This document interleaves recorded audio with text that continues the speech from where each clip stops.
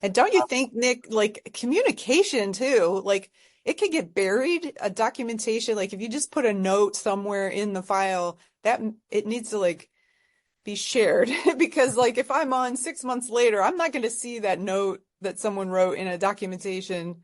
They need to tell me, they Yeah, need. yeah, exactly. This is why staff should not leave a home until another staff gets there, in my opinion, so that they can get a full report of what went on with your client when they were not on shift and what the caregiver is to expect and all that stuff. And these days, it's not even that hard.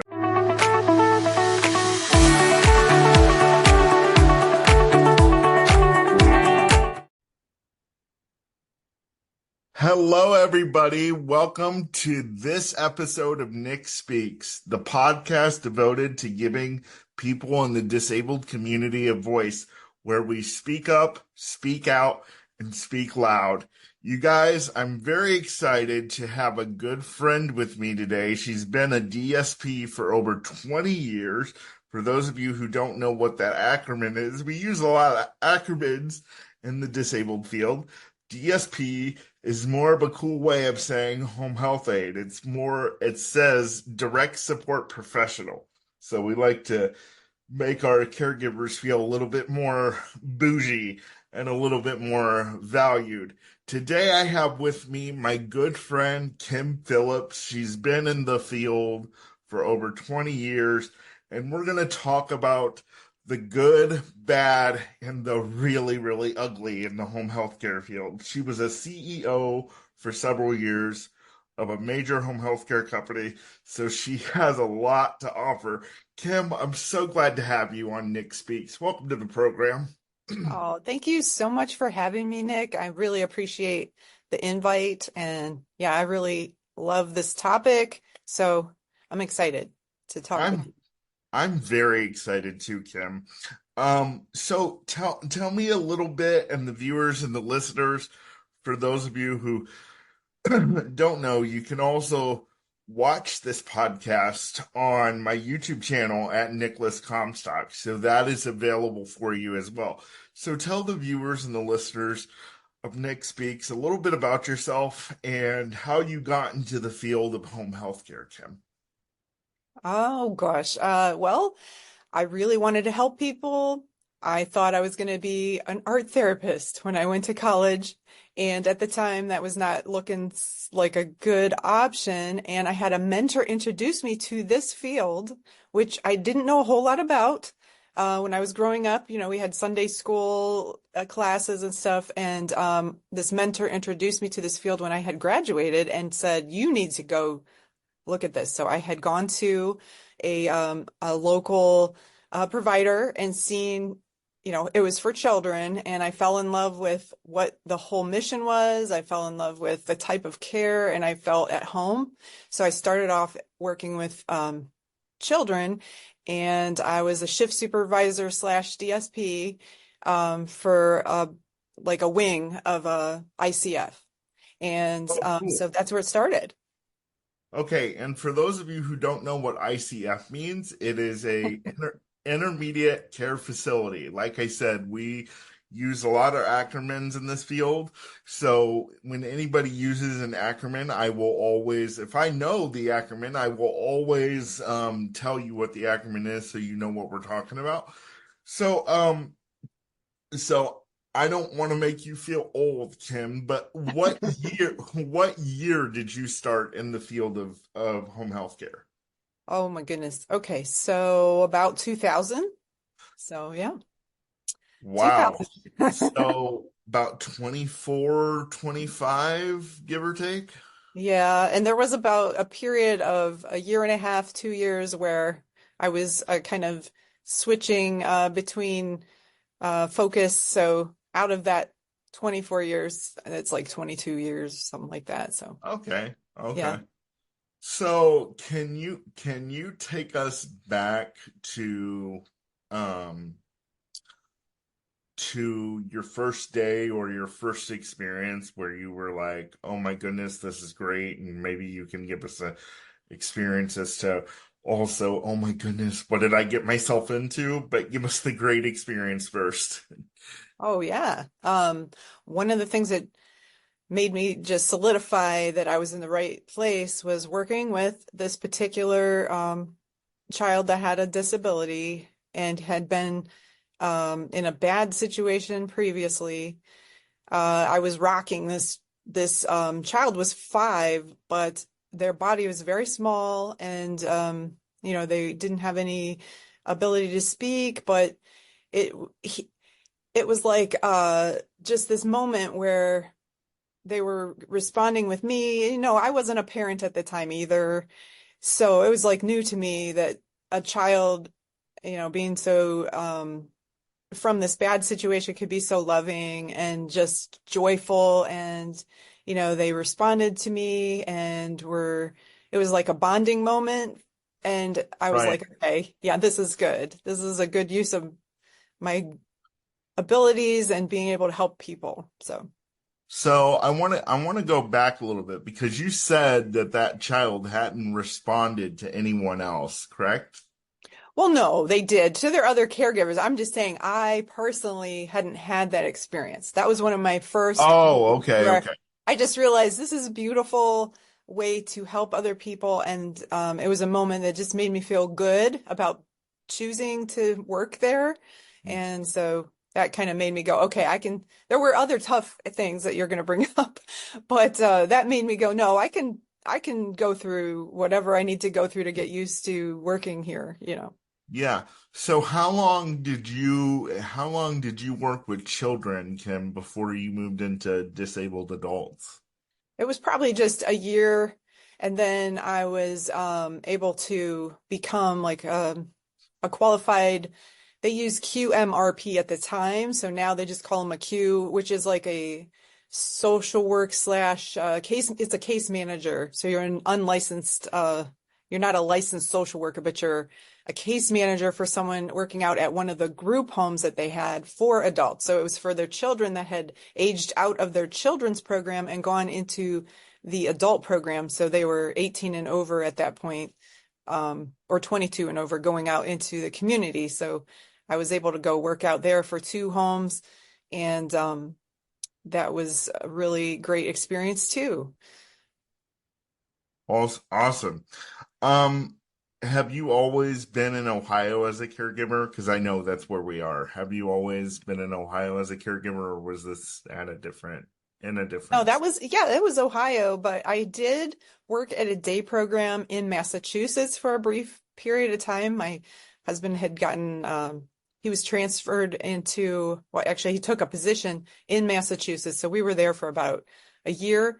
And so I was able to work with some adults in a day program there through the ARC, which is the Association for Retarded Citizens. They don't use that terminology anymore. They just use it Right, as ARC. Yeah, right, because yeah, they don't use that.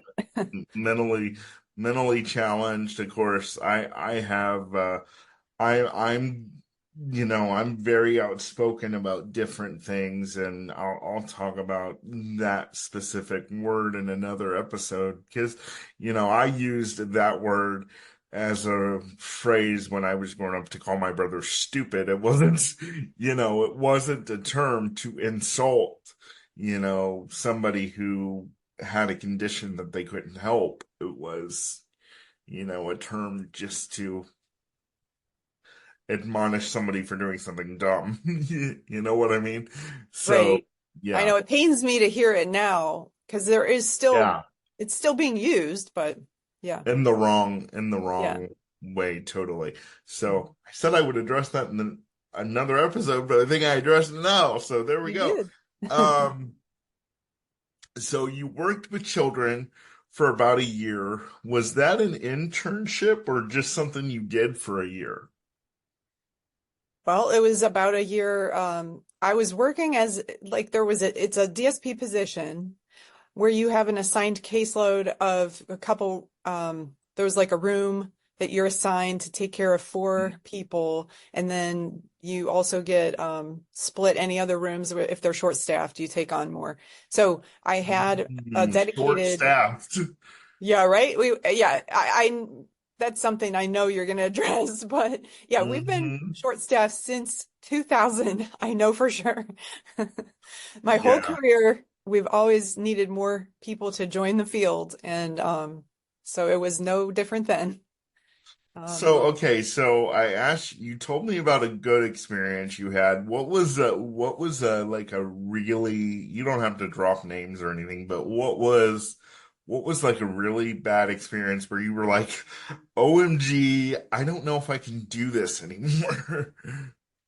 I have to say, there are many Yeah, experiences like yeah, that over the years. Definitely coming into a situation where maybe someone didn't share very important information that I should have known about behavior, about their needs. I've been in situations where maybe the training wasn't adequate for me to be prepared. And that's what I always try to help people that I'm training make sure they know everything and anything that they may face. Because yeah, I was caught off guard a couple times.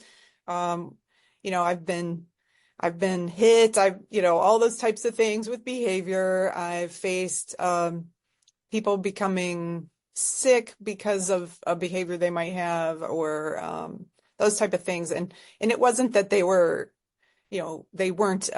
injured or anything. It was just a matter of like, wow. At the moment, I was like, holy moly, I really should have known about this. yeah, And now, so then I would do my part to document and make sure everybody is aware of this particular situation or, right. yeah.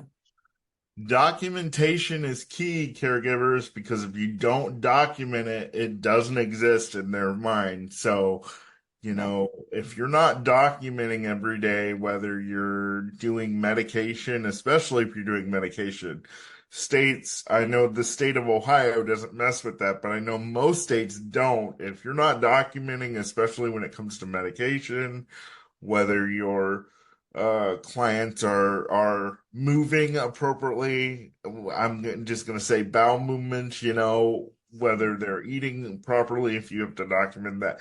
If you do not document, it does not exist. They're not just going to go on your word and what is said. Documentation is very important. So make sure you're doing that.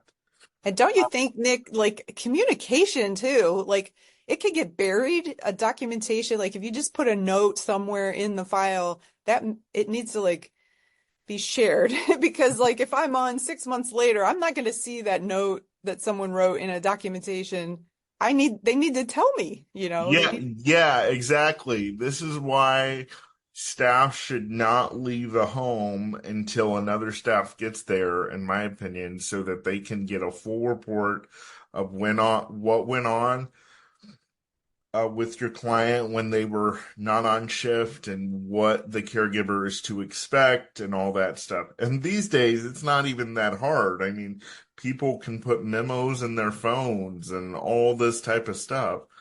I know with sensitive information, they kind of maybe don't want that stuff on their phone, but I know there's different programs they can use. So communication, communication, communication, and we'll talk a lot about that in this episode coming up because, like I said in the beginning, Kim was a CEO, so I'm sure she had to get in some people's grill about not communicating. oh yeah. I mean, it just to be fair, I was a COO, so it wasn't quite the CEO, Nick, but I, but I I don't understand the difference, so maybe you it's can okay. educate me a little bit. So CEO is That is the chief executive officer. So the top of the pyramid before you get to a board member. So the total supervising boss of the company is the CEO. And then the COO is someone that is carrying out the the, daily operations. yes, the Okay. operations and just working with maybe the CFO to make sure we can fund and pay for our staff properly and make sure they have all the tools they need and make sure the individuals are taken care of. So, Yeah. Yeah. Why, this is another thing too. You talked about, you've been in the field since 2000, and ever since, we've had problems with staffing. I can't tell you how many caregivers I've had just in 2012, which was about, oh, I don't know, 10, 12 years ago. I can't tell you how many caregivers I had because, in a lot of ways, it's a revolving door. So, how do you, as a COO, deal with that? Because they say the pay's not enough, I'm working too many hours, but you're dealing with a lot of people who need 24-hour care and can't live life without the assistance of somebody. So, how do you combat all these parts? Well, I learned so much over the course of those, 20 some years. So starting off, I thought, well, I'm just going to work shifts, and at the time I wasn't a COO. I was, a home Right. manager and then progressed through different layers. And you Hmm. can do that. You can work shifts. I think it's important. It'd be great if like everyone worked a few shifts a year at every level just to know what the DSP is going through.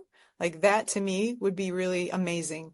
Even if it was just take someone out to the restaurant, do something where you see what the DSP is going through.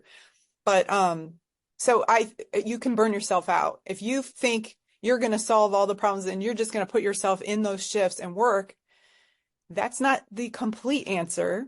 Although it does help. If you have a great staff that's getting burned out, you're going to try to do whatever you can to help them. But definitely trying to have a pool of staff that are ready to pick up and kind of motivate them and give them, maybe an extra amount per shift to be willing to work, if somebody calls off and that kind of thing. So I went through so many different models of how to try to fill shifts. We had floaters, we had extra people that we even had when we're opening a new home like a shift incentive. If you're willing to work at the new home, we're going to give you X amount more money to work each shift. And you just kind of struggle through it. But we had so many amazing people that did help. They would do whatever they could and they would pick up where they can. And we even had, we had worked with some families, like while we're getting a new staffing pattern together, some of the family members were still willing to like, okay, I'll take my son or daughter home this weekend, try to plan it out so they could give some of the new staff of that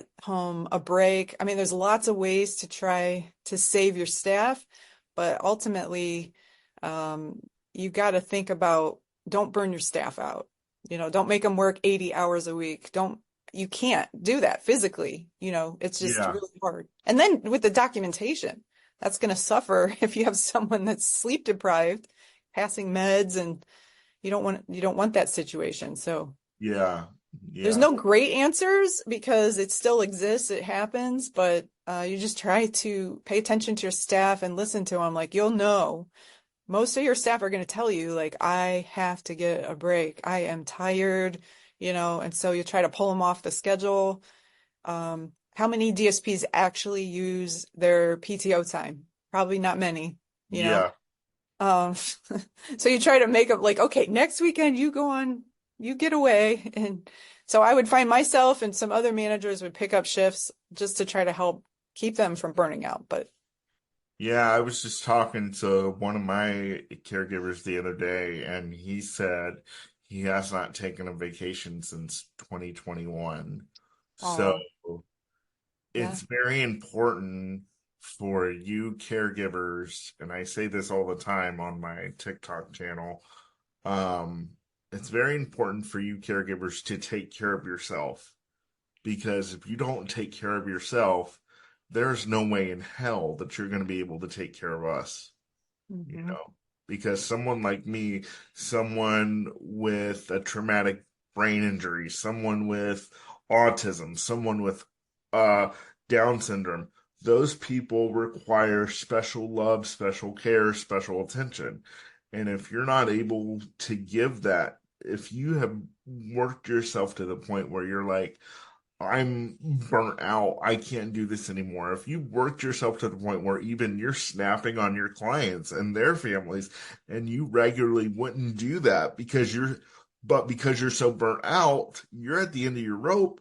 That's not good for you. That's not good for us. And plus, you could, especially if you snap on a client, your bosses, they can't really say, well, we know you're burnt out, so we'll give you another chance, depending on what you do to that client, because you're so stressed out. You could also lose your livelihood. Hmm. So please, take care of yourself. Kim, in regards to that, I want to ask, so what are some of the things that your bosses did when you were coming up from the ranks that made you say, wow, they really care? Or, wow, if I'm in a position to oversee staff, I'll never do that, or I'll implement this. Oh, sure. I would say paid training was that's to me, I think that was really fair and I appreciated that from my employer.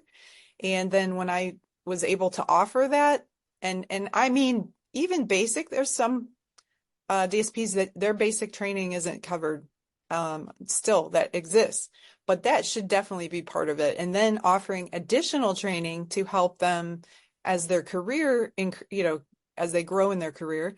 So you and I know each other through, an organization that offers that. I don't know if I could say it or not. I want to say it, Yeah. but Yeah.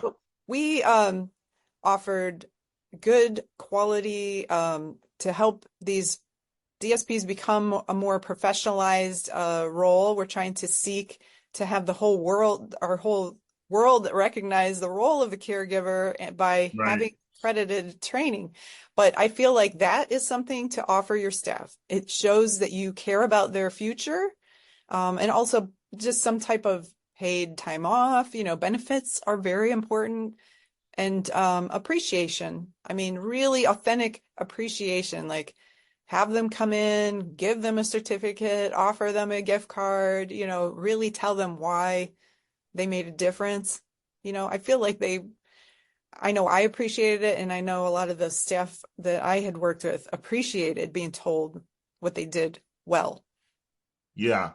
Yeah, because a lot of, especially the big companies, I feel, they get so big and they lose sight of what they're really supposed to do, and it becomes all about bringing in revenue. And although revenue is important, revenue is not a person. And you cannot lose sight of the people that you're there to care for, whether it be your staff or the clients that you're serving.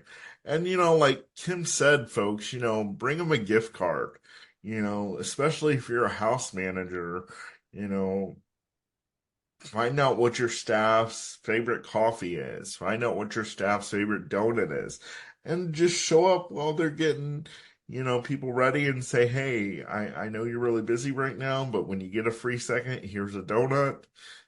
Thank you for working for me. Little things like that uh, really can determine whether or not how long you're going to be able to keep that staff, you know? So, Mhm. yeah. Yeah, you can win them over. Even the most resistant staff, if you give them something that's personalized, like with their name on it or something that's cool, Yeah. they might be like, fine, and then they like it, they're like, oh, that's thoughtful. So, Yeah. Yeah. So, Kim, let's talk about boundaries and kind of the muddy waters that boundaries kind of bring to this field. Because I have said through the last several years that a caregiver is a friend when there are no friends to be found. mm, Uh, because clients like myself who are in a wheelchair or who are constantly homebound, when we have a caregiver that actually takes interest in us, many times that's our first real genuine friendship. Um, and it sucks because it's a paid friend. mhm, They're there to be there a certain number of hours and that's it. And sometimes I think it's gotten better now, but a lot of the companies are like, you can't be friends with your clients. Uh, you can't take them out for a dinner and pay for it. How do we keep the boundary of being professional, but letting the client know that we're still there for them and we're, their friend and we love them? How do we keep that and still maintain at the end of the day, this is a job? How do we do that? I have been through different cycles of, that kind of thing because, Medicaid states, professional boundaries, okay? But I feel like there's some people in the field that are like social worker backgrounds, and there are very strict rules about being a friend with someone when you're a social worker. Well, a DSP is not a licensed social worker, Right. And so sometimes I think they're coming from that background telling DSPs like, "Oh, you shouldn't do that." Well, it's a little different because your social worker doesn't, bathe you or feed you or, it's going to be impossible to not bond with the person you're caring for. I feel like you can try all you want to try to keep it completely strictly cool and like, but how are you're going to spend hours and hours a day together. You're going to Yes, you're going to bring someone's life to a better place if you take an interest in them and you listen to them and you do the things that they want to do. So I feel like, yes, tell them you're our friends. I mean, there's people that go out there and golf and they're friends and they're clients too. They take their clients out for golf. Why is that a bad thing to become friends in a way with your person that you're caring for that's still a business relationship. I just think it gets blurred when you don't like you can't promise your client things. You can't promise you're going to be here forever. You can't promise that you're going to love them. You got to make sure it's always like, "Hey, I am so lucky I get to work with you. Isn't this cool? We like the same things. I like to take you to all the places you want to go. This is awesome." Like there's no reason you have to shroud it in, "Oh, you're my I'm going to adopt you and you're going to be part of my family and you're going to live with me." You don't have to like say stuff like that. You can just keep it professional, but you're friends. I think you are friends. Right. Well, that's funny that you brought the adoption piece into it because here in Ohio they used to have a program, and I don't know what it's called now, but they used to have a program called adult foster care.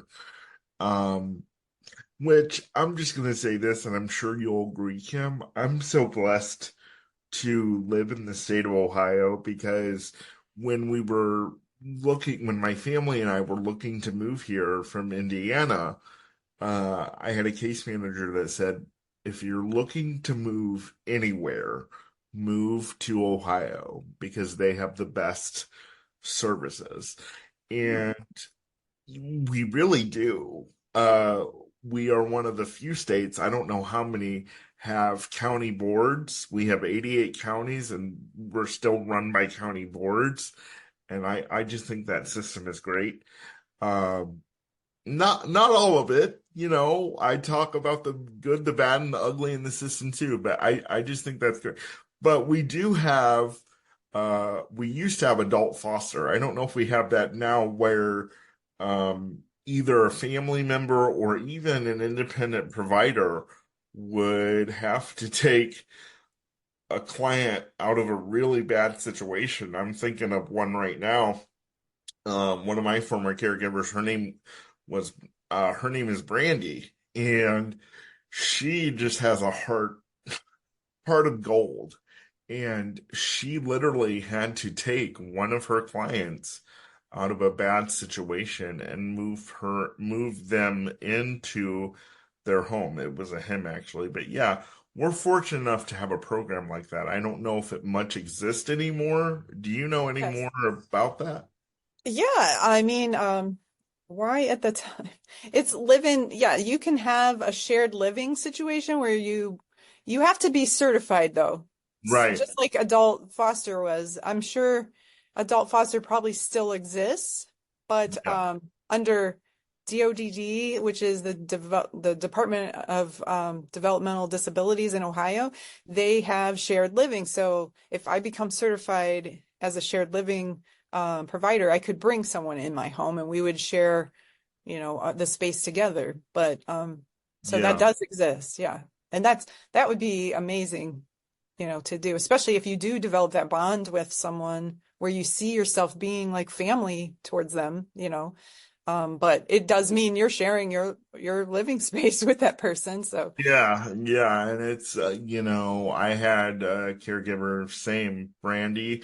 She offered that to me several times, and for me, it was almost like moving in with another parent, and I was like, I already have parents, and I kind of don't really well, some want another friends don't one. make good roommates. Some friends are not good roommates. Yeah, yeah. So, I hope I didn't go off on a tangent with that shared living, but yeah, they don't call it adult foster anymore. It just popped in my head. They call it shared living. And actually, the only people who really do that are family members. Uh, which just brings to my mind, let's talk about that. What do you think about family members being paid to take care of their loved ones? Because I really think that that muddies the waters a little bit. When I first came here, the staffing was so short that my mom had no choice but to get paid to take care of me because we couldn't find anybody. What do you think about family members being paid to take care of their loved ones? Well, I see the need because I do agree there's still not enough um, options for people sometimes, especially really medically fragile, maybe they don't necessarily need nursing care, but they're right there. They just require a lot of physical or, kind of medications and those kind of things. So I do think that situation would be fine. I've known family members of clients that wanted to do that, and I can see why they wanted to. They tried putting their son or daughter in a community home, and it just didn't work right because they couldn't have consistent staffing and that kind of thing. And so, yeah, I feel like they kind of did it because that was a last resort. Obviously they wanted them to be in the community, so um, I think they still planned on maybe figuring it out in the future, but I could see how, yeah, for the person, if you're planning to forever live with your parents, that does kind of limit how you would feel about yourself, maybe if you're thinking you're going to live out on your own and be independent, but really the only option is you're going to live with your parents the rest of your life. I feel like it's just kind of like maybe a temporary solution, maybe, like until they figure out what the next step is. Hey, we got this situation. This is good. So I feel like it's okay to me that that would exist. It's just maybe not the complete answer. Yeah. What I have said is that if you're gonna get paid to take care of your child, realize your adult child, by the way, if they're minor, they're still under your control, whether you're getting paid or not. But if you're getting paid to take care of your adult special needs child, and they have the wherewithal to tell you, this is what I want, realize that you're moving at that point from a parent to an employee. I know it's hard to look at it that way, but for those hours that you're on staff getting paid, realize this is not the time, just like a regular caregiver, to leave your shift for a couple hours and go get your nails done while your client sits at home, you know? Mm-hmm. So realize that you're still, even though you're their parent, when you're on that clock, you're getting paid to provide a service for them, and your needs go on the back burner for Yeah, that. good point. You told me to tell you it's 10:32, just so you know. Oh, okay. So I'm gonna wrap it up here because last week I did a barn burner. I did a long one. I did about an hour. Yeah. So it's 10:32. We might go to about 10:45, 45 minutes or so. Um, so in wrapping up, Kim, you've been in this field for over 20 years. What would you say to someone who is thinking about coming into the field, or maybe they're in the field and they're like, I've been in this field for 6 months to a year and oh my God, I want to get out? Or should I really go into this field or not? What would you say to somebody who's wrestling with that? Well, I feel like I say, please stay. You know, it will get better, but you do have to, just as you emphasize self-care, you have to self-advocate as well. And if that means you got to take an issue to HR or whomever, the next layer, just do that. And if they don't listen and hear you, go to another provider. There are good providers out there that respect and, take care of their employees. So don't be afraid to find a new employer if that employer is not treating you the right way or giving you what you need. And I think joining some of the organizations that are promoting DSPs is a good way to educate yourself too and promote, what we're looking for in this field. Yeah, and I often say this, if you're looking in this field for a paycheck, for a good paycheck to take care of your families, the state of Ohio is this is why I say we're so blessed to be here, because we're finally looking at that. I think the last pay raise was 17 or 18. I don't know if you have that right off. 17 or 18 an hour.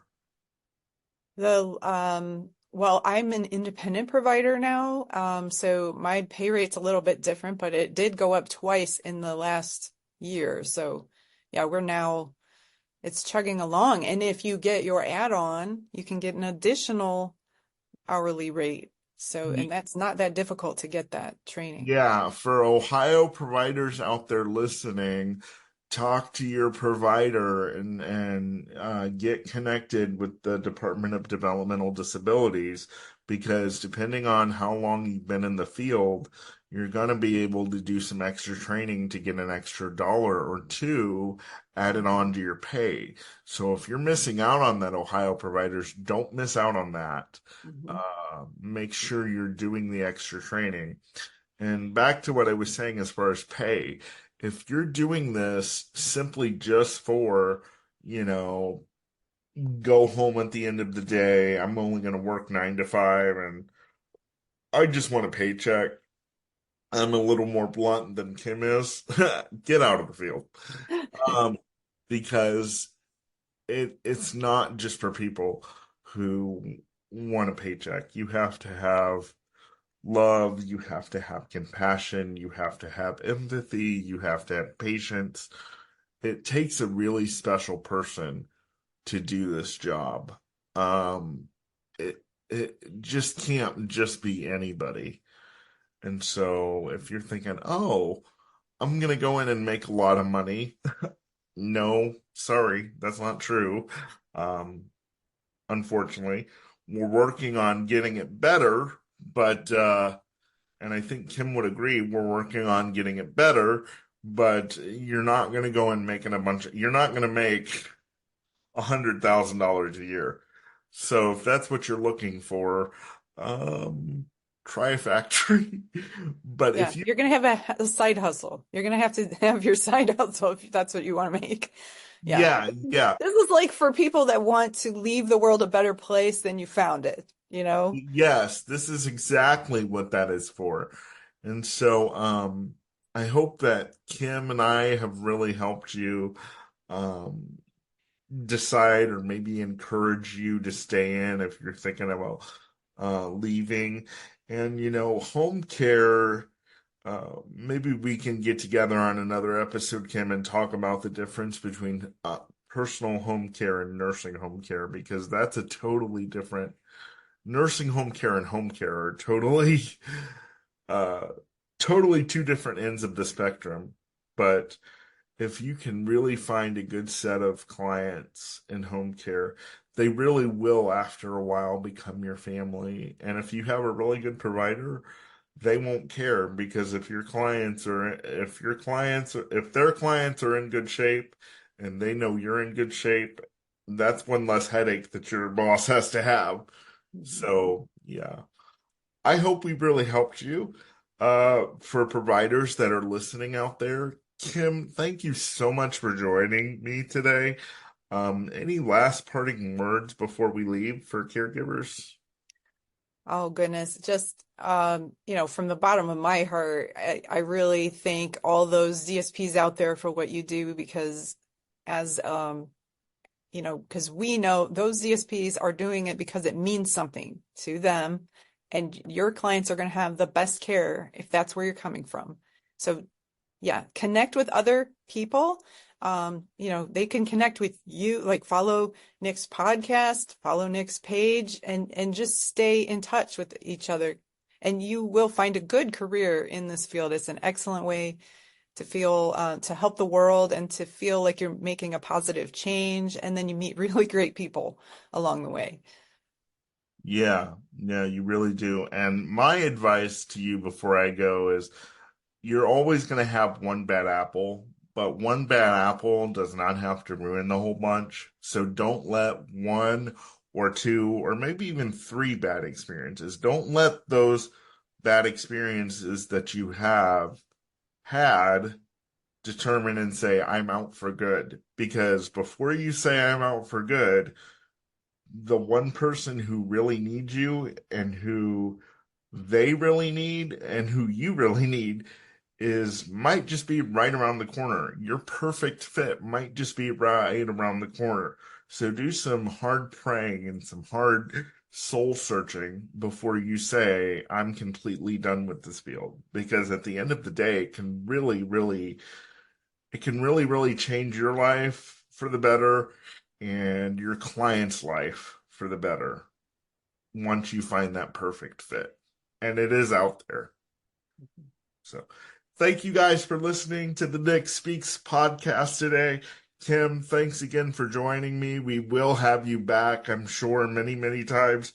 Remember, this is the podcast where we speak up, speak out, and speak loud and give a voice to those in the disabled community. See you next week. Bye bye.